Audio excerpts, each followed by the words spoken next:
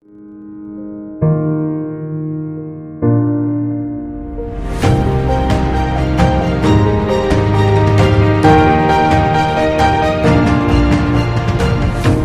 నమస్కారం. పలనాటి వీర చరిత్ర, పల్నాడు యుద్ధం గురించి చెప్పుకుందాం. ఈ ప్రాంతం ఒకప్పుడు గుంటూరు జిల్లాలో ఉండేది. ప్రస్తుతం నరసరావుపేట జిల్లాలో ఉంది. పలనాటి వీర చరిత్రనే ఆంధ్ర భారతము అని కూడా అంటారు. మహాభారతంలో కౌరవులు, పాండవులు జోదం ఆడి ఓడిన వారు 12 సంవత్సరాలు అరణ్యవాసం, 1 సంవత్సరం అజ్ఞాతవాసం చేయడం జరిగింది. అలాగే పలనాటి వీర చరిత్రలో కోడి పందాలు. ఈ కోడి పందాలలో ఎవరి కోడైతే ఓడిపోతుందో వారు 12 సంవత్సరాలు అరణ్యవాసం, 1 సంవత్సరం అజ్ఞాతవాసం. అందుకని పలనాటి వీర చరిత్రను ఆంధ్ర భారతము అని అంటారు. ఇందులో ముఖ్యమైన పాత్రలు అణుగురాజు, బ్రహ్మనాయకుడు, ఈయననే బ్రహ్మనాయుడు అని కూడా అంటారు, నలగామరాజు, నాగాంబ నాయకురాలు, పెదమల దేవాదులు, బ్రహ్మనాయుడు ఐతమ్మ కుమారుడు, భార్యాభర్త బాలచంద్రుడు. ఐతమ్మ ఎన్నో నోములు నోచి చివరకు బాలచంద్రుడు జన్మిస్తాడు. బాలచంద్రుడు వీళ్ళందరి గురించి చెప్పుకుందాం. బాలచంద్రుడు ఆంధ్ర అభిమన్యుడని పేరుగాంచిన గొప్ప వీరుడు. బ్రహ్మనాయుడు ఐతమ్మల కొడుకు. 1182వ సంవత్సరంలో ఈ పలనాడు యుద్ధం జరిగింది. 12వ శతాబ్దం పూర్వము గురజాల రాజధానిగా చేసుకొని అణుగురాజు పలనాటి రాజ్యమును పాలించుచుండును. అణుగురాజుకు 3 భార్యలు. వీర విద్యాదేవి, భూరమాదేవి, మైలమాదేవి అను వారి పేర్లు. భూరమాదేవి యందు కామరాజు, నరసింహరాజు, జట్టిరాజు, పెరుమాళ్ళురాజు అను 4 కుమారులు. వీర విద్యాదేవి యందు పెదమల్ల దేవుడు, పినమల్ల దేవుడు, బాలమల్ల దేవుడు అను 3 తనయులు ఉద్భవించిరి. వీరందరికంటే మైలమాదేవి కుమారుడగు నలగామరాజు పెద్దవాడు. అణుగురాజు తన అంత్యకాలమునందు రాజ్యమును తన కుమారులను రేచర్ల గోత్రుడను వెలమ వీరుడునగు శీలము బ్రహ్మనాయకుని చేతబెట్టి కుమారులను ఉద్ధరించి రాజ్యతంత్రములను మంత్రివై నిర్వహింపమని చెప్పి ప్రాణములు విడిచెను. బ్రహ్మనాయుడు మృతభూపులకు క్షత్రియ వంశాచారానుగుణంగా ఉత్తర క్రియలాచరించి కుమారుల పక్షమున రాజ్య చక్రము తానే జయప్రదంగా త్రిప్పుచుండెను. నలగామరాజు పెద్దవాడై గురజాల రాజ్యమును తాను స్వయముగా పాలించుచుండెను.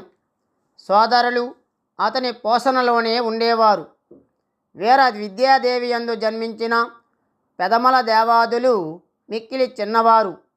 వీరికి ఏమైనా ఆపద కలిగింతురేమోనని బ్రహ్మనాయుడు ఈ బాలులను వెంటబెట్టుకొని మాచర్ల రాజధానిగా చేసుకొని కొంత దేశము పాలించుచుండిరి.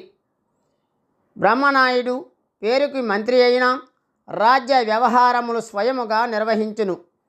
పెదమల్ల దేవాదులను 1000 కనులతో కాపాడుచు వారి సుఖము తన సుఖముగా భావించుచుండెను.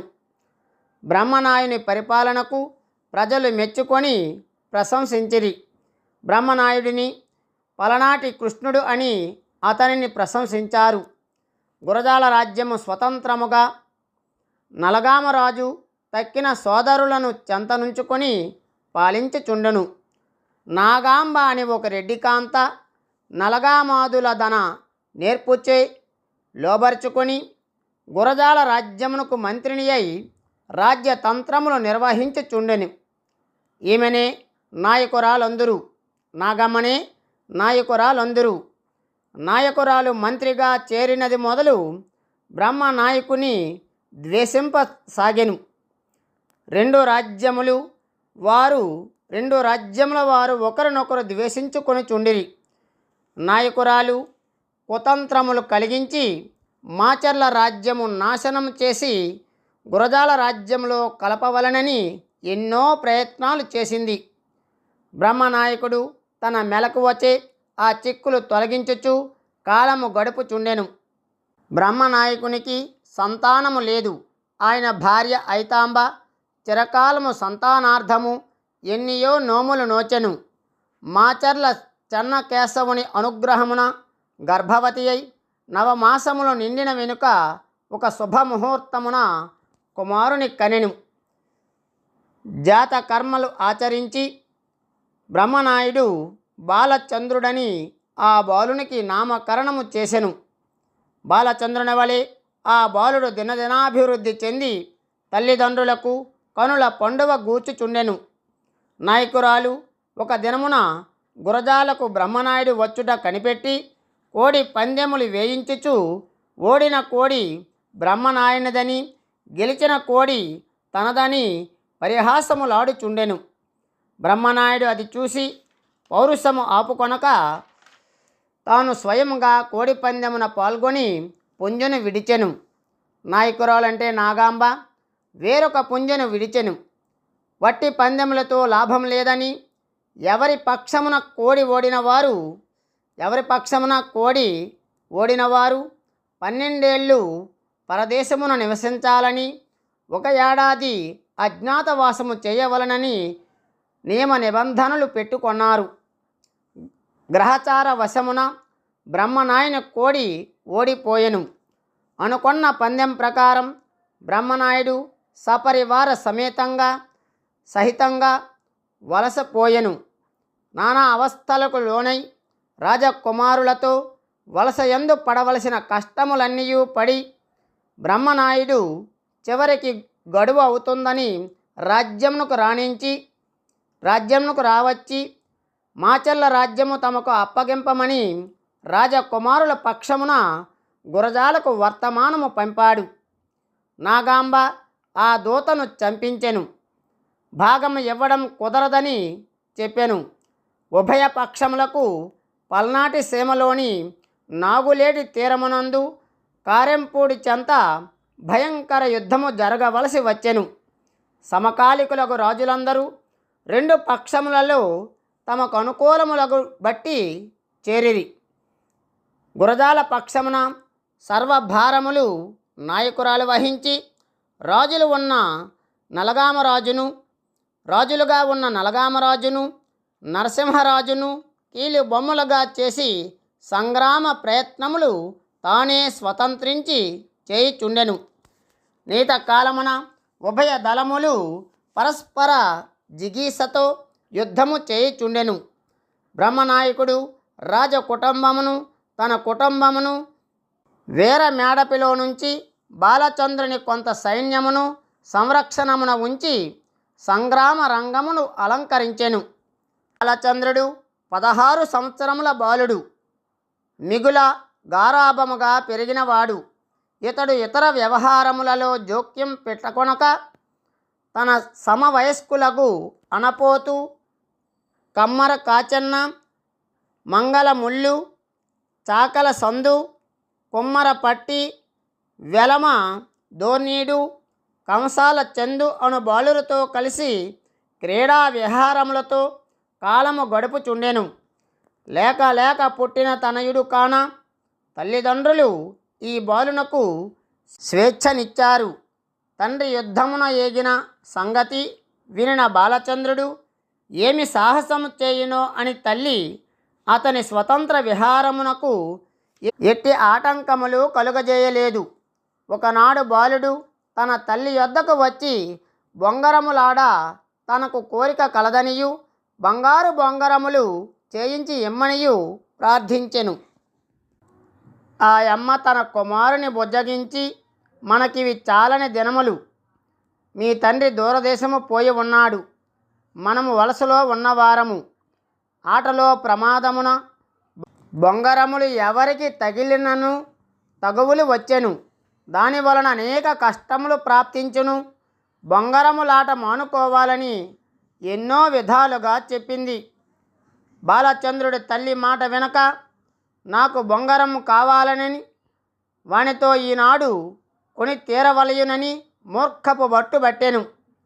తల్లి విధి లేక సొన్నారుల పిలిపించి వారికి మేలి బంగారమును ఇచ్చి బొంగరములు చేయించి కుమారునికి ఇచ్చెను. తన సమవయస్కులు మిత్రులకు బాలురందరినీ వెంటబెట్టుకొని పొట్టేళ్లపై నెక్కి పందెములకు బికిలి పెట్టలు కౌజులు తగళ్లను పట్టించుకొని బాలచంద్రుడు క్రీడారంగముగా నేర్పరచుకొనిన సులురావుల వద్దకు చేరెను. అంతకుముందే ఆ ప్రదేశము నిండా రత్న కంబలములు చాపలు పరచిరి. బాలురందరూ అచట కూర్చుండి ఆటలాడ ఆరంభించారు. మొదట కొందరు బాలురు కసరత్తులు, పికిలిపెట్ట పందెములు, కౌజుల పందెములు, పొట్టేళ్ల పందెములు జరిపిరి. బంగారు బొంగరములతో బాలచంద్రుడు ఆటలాడునని గ్రామములో అందరూ చూచుటకు స్త్రీ బాల సహితముగా వచ్చిరి. బాలచంద్రుడు బొంగరముల ఆటలో మిక్కిలి నేర్పరి. బరువైన ఆ బంగారు బొంగరమును బాలచంద్రుడు తీసుకొని త్రాడు చుట్టి వేయబోవుసరికి బంట్రోతులు గుంపును వెనకకు నెట్టివేసిరి. మధ్యనున్న విశాల స్థలమున బాలచంద్రుడు నిలిచి బొంగరమును లాగి విసిరెను. బొంగరము రుయ్యి రుయ్యమని మ్రోగుచు గిరగిర తిరుగుచుండా బాలచంద్రుడు దానిని తిన్నగా చేతి మీదకు ఎక్కించి కొంతసేపు ఆడించి తరువాత బాణము చివర నిలిపి కొంతసేపు ఆడించెను. తిరిగి నేల మీద ఆడింపవలనని బాలుడు బొంగరమును విసిరి క్రిందకి వేసెను. అటునున్న ఒక ఎదురు రాతికి గొట్టుకొని బొంగరము బెడచి ఆ వేడుక చూడవచ్చిన ఒక కోమటి చిన్నదాని కాలికి తగిలెను. మొన గ్రుచ్చుకొనుటచే కాలి నుండి రక్తము చిమ్మిన క్రోవితో జిమ్మినట్లు కారెను. ఆమె పేరు అన్నమ్మ. అన్నమ్మ మూర్ఛపోయెను. చూడవచ్చిన స్త్రీలందరూ ఆమెకు శీలలోపచారములు కావించెరి. బాలచంద్రుడు తన ప్రమాదమునకు చింతించి చేతులు కట్టుకొని ఆ కాంతకు చెంత నిలిచి విచారపడుచు అన్యాయముగా పరకాంతకు శ్రమగూర్చిదినే అని లోలోన కృషించుచుండెను. కొంతసేపటికి అన్నమ్మకు తెలివి వచ్చింది. బాలచంద్రునికి ప్రాణము లేచి వచ్చెను. అన్నమ్మ తెరచు వరకు బాలచంద్రుడు ఎదుట కానవచ్చెను. ఎదుటగానే కనబడ్డాడు. బాధచే మైమరచి అన్నమ్మ నీ కండ కావరము కాలిపోను, బొంగరముతో కొట్టుదువా, రాజు సొమ్ము తేరగా తిని శరీరం బలిచి ఉన్నావు, నీ చూచు కన్నులలో సూదులు గ్రొచ్చ, నీ కాలిలో కత్తులు దిగ, నీ తండ్రి రాజు యుద్ధములో ఉండగా పోతు సింహం వలె పోతరించి ఎంట ఉండునది, ఆడవారి మీద ఆగడము చేయుటకా అని పెలపెల తిట్టిపోసెను. బాలచంద్రుడు తిట్లన్నిటికీ సహించి దోసిలి మోర్చి తల్లి క్షమింపుము, ప్రమాదమునకు మన్నించుట విధి అని బ్రతిమాలి 500 మాడలను ఆమెకు ఇచ్చి తప్పు క్షమింప ప్రార్థించి తన తలపాగ చించి ఆమె కాలికి గట్టు కట్టించి మా తండ్రులు ఎచటనున్నారో చెప్పమనెను. అన్నమ్మ బాలునిపై కోపము ఆపుకొని కోపముతో నేనేమంటినో నేనెరుగను, మీ తండ్రి గారి సంగతి నేనెరుగను అనెను. బాలచంద్రుడు వెంటనే ఇంటికి పోయి తల్లియగు ఐతమ్మను సమీపించి నా తండ్రి ఎచటకేగనో తెలుపమనెను. ఏదో ప్రమాదము జరిగినది, బాలుడు సంగరమునకు ఉరికినట్లున్నాడు, ఇంకనేమి చేయవలయోనో అని ఐతమ్మ విచారపడి బాలుడా మీ తండ్రి ఎటకేగినది నాకు తెలియదనెను. బాలుడు కోపించి నేనెరుంగననుకుంటివా, నా తండ్రియు పెదమల్ల దేవాదులు, నా తండ్రియు పెదమల్లి దేవాదులు కారెంపూడు వద్ద యుద్ధము చేయుటకు పోయిరి. తండ్రికి రాజునకు దేశమునకు కాని కొడుకు కొడుకా, నేనిక ఎంట ఉండచనదు, యుద్ధమునకు ఏగదనని పయనమునకు సిద్ధపడెను. ఐతమ్మ ఎన్ని విధములనో నయమున భయమున చెప్పెను, లాభము లేకపోయింది. నాయనమ్మ మాట వినునేమోనని తల్లి తన అత్తగారుకు శీలమ్మను పిలిచెను. ఆమె మాటలను బాలచంద్రుడు నిరాకరించెను. జ్యోతిశాస్త్ర పండితుల పిలువనంపి బాలుని జాతకము జోప ఇక 15 దినములలో ఇతనికి గొప్ప గండము గలదని సంకోచించుచూ చెప్పిరి. యుద్ధరంగము భయంకరముగా ఉండెనని ఐతమ్మ శీలమ్మ బాలుని భయపెట్టిరి. చావునకు తెగించిన బాలవీరునకు సంగ్రామ రంగము కంటే సౌఖ్యకరమైన ప్రదేశము లేదని బదులు చెప్పెను. ఐతమ్మ కన్నీరు నించుచు నాకు కడుపు శోకము పెట్టుదువా అని వాయెత్తి ఏడ్చెను. బాలచంద్రుని హృదయము మరింత మొద్దుబారెను. తాను వీర మరణమునకు సిద్ధముగా ఉన్నానని చెప్పెను. ఐతమ్మయు శీలమ్మయు ఆలోచించి బాలుని భార్యను జూచియేని కామపరవశమున కథనము మానునేమో అనుకొని నీ భార్యకు మాంచాల వద్ద సెలవు నుండి సంగరంగమును అలంకరింపమని బాలచంద్రునికి చెప్పిరి. బాలచంద్రుడు సంతసించి కామవశమున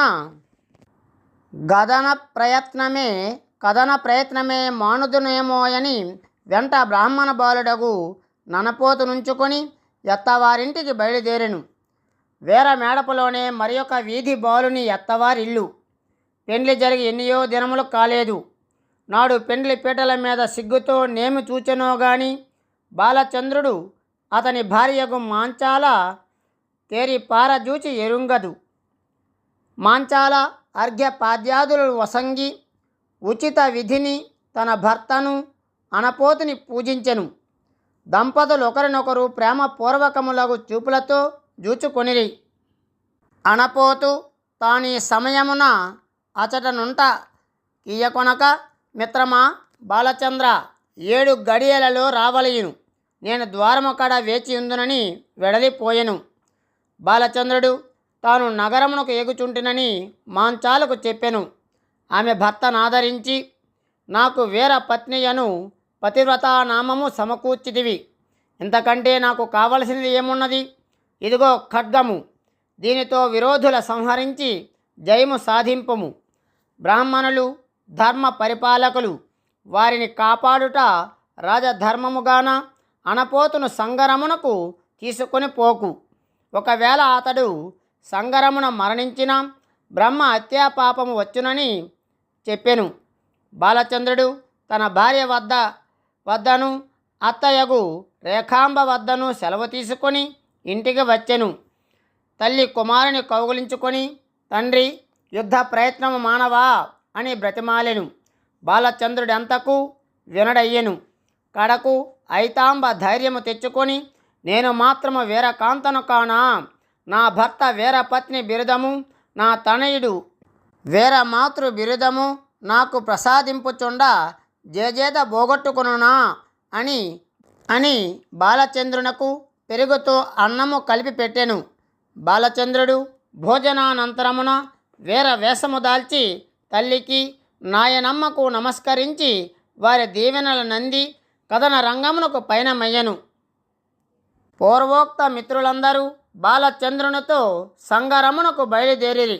బాలుడు అనపోతును వెనుకకు పంపదలంచి కత్తియును డాలును ఉంగరమును మాంచాల వద్ద మరచి వచ్చితిని, పరిచితుడవు నీవు పోయి దెమ్మనెను. అనపోతూ పోక తప్పినది కాదు.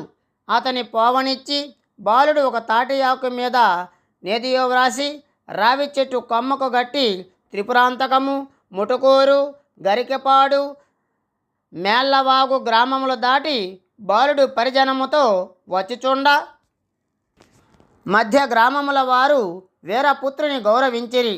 తరువాత కనుమ వద్దకు వచ్చే వరకు నాయకురాలు త్రోవగాచి ఉండెను. బాలుడు వేరొక త్రోవను బయలుదేరి నల్లగొండ నత్తమునకు మిత్రులతో ఎక్కెను. గొట్ట మీద నుండి నలగామరాజు బలమును సేనా నాయకులను శిబిరములను చూచెను. మంత్రియగు నాయకురాలిని సర్వసేనాధిపతియగు నరసింగరాజును బాలుడు గుర్తించెను. కొదమ సింగము వలె గట్టుపై నుండి విరోధి సేన మీదకి బాలుడు ఉరకబోవా మిత్రులు వారించిరి. బాలచంద్రుడు గట్టు దిగి పెదమలి దేవుని శిబిరమునకు చేరబోగా గండు కన్న మనేడు వారించెను. త్రోసుకొని రాజును సమీపించి, రాజా, సంధికి రాయబారము ఇది అదును కాదు. వనవాసములచే మీ హృదయములు నీరసమై ఉన్నవి. దేహము శుష్కించినది, పరాభవము దైన్యముచే తలవ్రాలినది. ఇంకా నేమని రాయబారములు చేయుచున్నారు. విరోధులను రణరంగమున బొరుకొనుటో మరణించుటయో మన విధి. ఇదిగో నేను రణరంగమునకు ఉరుకుచున్నాను. రాదలిచిన వారు రండు లెండని బాలచంద్రుడు వైరి శిబిరములకు అభిముఖముగా పోవ సమకట్టెను. కొమ్మరాజునొక వీరుడు బాలు నాపి, వీరకుమార, తొందర పడకము. నా తనయుని నరసింహరాజు క్రమముగా రాయబారమునకు బోవ చంపినాడు. నీవు వానిని చంపి నాకు శాంతి గూర్చదవని నమ్మినాడను. కోపముతో కార్యము కాదు. కొద్దిసేపులో సంగ్రామము కట్టాయితము కాగలదు. ఉపాయము లేనిది వైరి చెక్కడు అని చెప్పుచుండా అంతలో రెండు పక్షముల వారికి సంధి కుదిరినది. యుద్ధ ప్రయత్నములింకా అవసరము లేదని పెదమల్ల దేవుడు తన సేనా మధ్యమున నిలిచి చెప్పెను. ఇంతలో ఒక యువతి బాలచంద్రుని వద్దకు వచ్చి, అయ్యా, నేను మాడచి అను దానను, మేడపిలో అంతిపుర కాపాడు దానను. నీవు రావి చెట్టునకు గట్టిన చీటి చదివి యుద్ధమునకు బాలుడు రావద్దనినాడు. నేను బ్రతికి లాభమేమని అనపోతు మెడగోసుకొని మరణించుచు నీకెమ్మని వీర కంకణము జందెము ఇచ్చినాడు. అనపోతు భార్య సహగమనము చేసెనని చెప్పి కంకణము జందెము నొసంగెను. బాలచంద్రునకు వడలెరుగనంతటి ఆవేశము వచ్చెను. వీర కంకణము చేతికి ధరించుకొని జందెము మెడలో వేసుకొనెను. అనపోతూ, మిగిలిపోకుము, నిన్ను స్వర్గమునకు జేరులోగా గలిసి కొందునని బాలుడు పలికి సైనికులందరూ సంగరమునకు పురుకొల్పెను. నేను బాలుడనని మీరు సంకోచింపకడు. ఒకప్పుడు నేను కుమారస్వామిని, ఇంకొకప్పుడు నేను అభిమన్యుడను, వేరొకప్పుడు నేను సిరియాలుడను. దేహములు నశించుచున్నగాని ఆత్మ నశించుటలేదు. వీరునకు సంగర మరణమునకు పోలినది ఇంకొకటి లేదు. యుద్ధ రంగమునకు రండు ఆలసింపకుడని బాలుడు పలికి యుద్ధమునకు త్రోవదీసెను. భోజనము చేయుచున్న వీరులందరూ విస్తళ్ళు నాగులేటిలో వేచి ముందుకు దుముకిరి. ఈ సంబరము చూచి ఎదుటి పక్షము వారు సిద్ధపడిరి. భగవంతుని కూడా సంగరం ఇష్టము వలె ఉన్నది. చెన్న కేశవుని అనుగ్రహం ఎటులున్నాను అటులే జరుగునని బ్రహ్మనాయకుడు బాలచంద్రునకు ముందు దక్కిన వారికి తరువాత శంఖముతో తీర్థము నొసంగి వీర గంధము మేనబూసి వీర తాంబూలము లొసంగి యుద్ధ రంగమునకు సాగనంపెను. రెండో పక్షముల వారు భయంకర సంగరమునకు దారసిల్లిరి. రక్తము ప్రవహించును. అనేకులు వీరులు వీర మరణము పొందిరి. ఒక పక్క నాయకురాలు, వేరొక పక్క నరసింగరాజు బాలచంద్రుని బలమును జుట్టుముట్టిరి. కమ్మర కాచన్న, మంగళమల్లు, చాకల చందు, కొమ్మర పట్టి, వెలమ దోనేడు, కంసాల చందులను పిలిచి వారి వారి స్వాధీనమున కొంత సైన్యమును ఉంచి విరోధ సైన్యమును ఆవరించి రూపుమాపుటకు అన్ని దిక్కులకు పంపించెను. బాలచంద్రుడు స్వయంగా కొంత బలముతో నరసింగరాజును ఎదిరించెను. నలగామరాజు మంచిపై నెక్కి తన బలము చెంది వినాశనమునకు పరితపించుచు ప్రోత్సాహ వాక్యములు పలుకుచుండెను. మలిదేవాదులు, బ్రహ్మనాయకాదులు బాలచంద్రుని యుద్ధ కౌశలమును వేయినోళ్ల ప్రశంస చేయుచుండిరి. నరసింగరాజు బాలచంద్రుని ధాటి కాగలేక వేరొక త్రోవకేగి హతశేషమగు సైన్యమును సంగరమునకు పురుకొల్పుచుండెను. తన ముందటనున్న మత్తగజము నెక్కిన వీరుని నరసింహరాజుని తలంచి బాలచంద్రుడు కుప్పించి ముందునకు దుముకి ఏనుగు మీద వానిని క్రిందకు లాగి వాని తల చెండాడి తన బల్యమునకు గ్రుచ్చుకొని తీసుకొని పోయి బ్రహ్మనాయుడు మలిదేవాదుల ముందు పెట్టి నా ధర్మము నిర్వహించుతునని చెప్పెను. కొమ్మరాజాతలను పరిశీలించి ఇది నరసింహరాజు తల కాదు, నరసింహరాజు జంపవలసిన భారము బాలునిపైననే గలదని చెప్పెను. వెంటనే మిత్రులను పరిజనులను వెంటగొని లేడి పైకి దుముకు సింగము కొదమ వలె విరోధుల మధ్య దుముకెను. సేద తీర్చుకొని నరసింహరాజు బాలచంద్రుని ఎదిరించెను. కర్ణార్జునుల వలె ఈ వీరులిరువురు చాలాసేపు పోరి నరసింహరాజు అలసిపోయెను.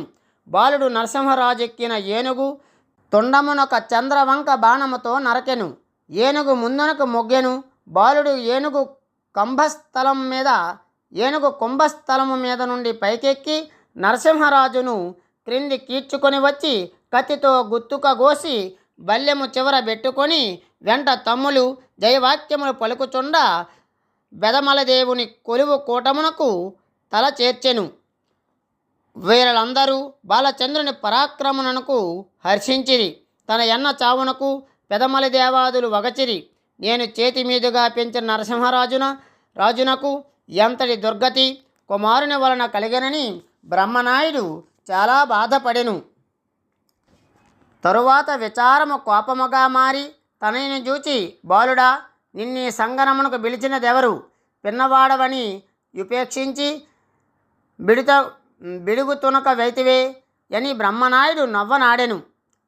బాలుడా మాటకు కోపించి, తండ్రి, నాడు పుత్ర దుఃఖముతోనున్న కొమ్మరాజు నోదార్చి నన్నాయన చేతిలో పెట్టి ఎలరాజును జంపిన నరసింగరాజును బాలుడు చంపగలడంటివి.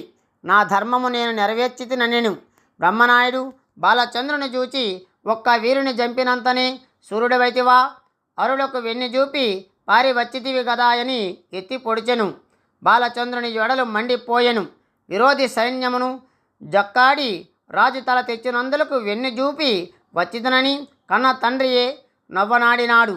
ఇక కథనము నుండి వెనుకకు ప్రాణములతో రాను, ఇదే నా ప్రతిజ్ఞ అని బాలుడు నవ వయస్కులకు మిత్రులతో కథన రంగం అలంకరించెను.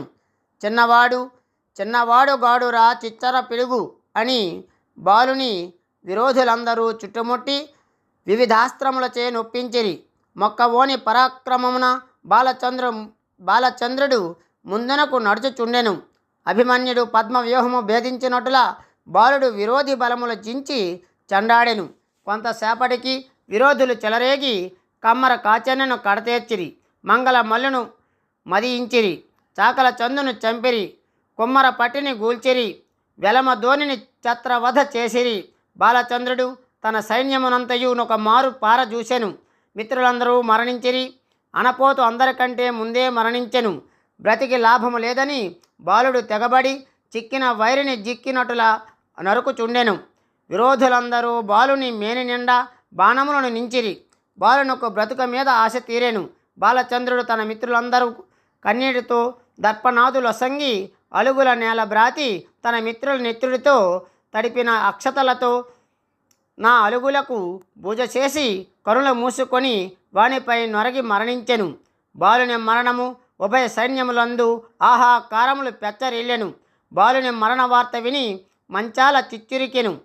బాలుని భౌతిక దేహము నీ విధముగా మహారణ మధ్యమున పడి నశించెను. అతని అస్థికలు గంగధారలో కలిపిరి. ఈ కథ జరిగి ఇప్పటికీ దాదాపు 800 సంవత్సరములు జరిగినను మనము బాలచంద్రుని మరిచిపోవలేదు. కవుల వీరుని జీవితమును వీర గేయములుగా వ్రాసిరి. శిల్పుల వీరమూర్తి యాకృతి శిలలపై చెక్కిరి. వీరుల బాలుని ఆదర్శముగా గైకొనిరి. నేటికి బాలదాసరుల పూజయని బాలచంద్రుని యొక్కయు అతని సోదరులు మిత్రులకు ఇతర బాలుర యొక్కయు పూజ మనము చేయుచున్నాము.